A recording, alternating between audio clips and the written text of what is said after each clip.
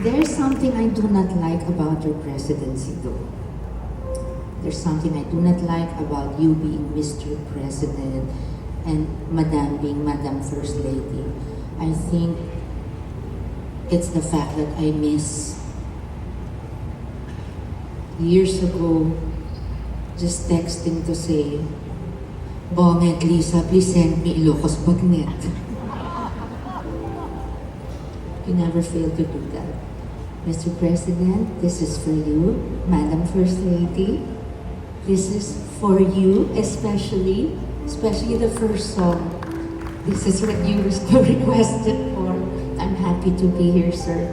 And sir, I have only one vice president there. My date tonight. Mali your choice, no? Sorry, okay, let's move on.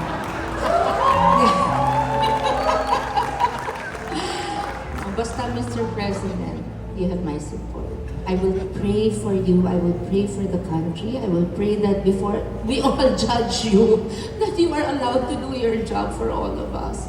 And we pray for good health, peace of mind from all the fake news, all the disinformation. May God be with you every single day, Mr. President and Madam First Lady. Naging Vice President na si Madam First Lady. No, but that's my Vice President, my date.